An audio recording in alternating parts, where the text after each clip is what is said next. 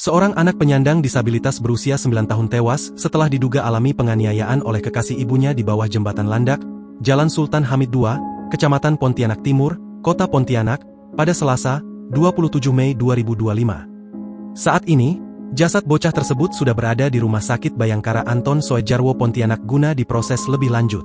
Kini, pelaku dan barang bukti telah diamankan petugas di Polresta. Sementara motif dari tindakan penganiayaan ini masih dalam penyelidikan kepolisian. Paman korban, Matsai, mengungkapkan bahwa peristiwa ini pertama kali diketahui oleh keluarga besar yang terkejut saat mengetahui korban telah meninggal dunia. Awalnya saya lagi jualan, lalu ditelepon keluarga. Katanya ada keluarga yang meninggal dipukul.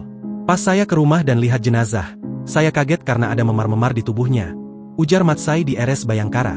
Menurutnya, jenazah yang sebelumnya berada di Pontianak Utara sempat dibawa ke rumah keluarga di kawasan Pontianak Timur. Di sanalah pihak keluarga melihat banyak lebam di tubuh korban dan merasa ada kejanggalan atas kematiannya. Ibu korban, Rismawati, yang juga merupakan korban dan juga pelapor ikut mengalami luka-luka akibat pemukulan. Dalam keterangannya, Rismawati mengungkapkan bahwa pelaku sering melakukan penganiayaan terhadap dirinya dan anaknya. Menurutnya, kejadian itu terjadi sekitar pukul 11.30 waktu Indonesia Barat saat ia dan anaknya berada di kolong jembatan Landak, tempat mereka tinggal bersama pelaku. Pelaku datang dan memukul korban yang mana kondisinya tidak bisa berbicara karena berkebutuhan khusus. Ia mengatakan anaknya meninggal sekitar pukul 14.30 waktu Indonesia Barat, setelah sebelumnya terus mengalami penganiayaan. Saat itu saya masih ngamen, pas bangun tidur anak saya masih dipukul di depan saya.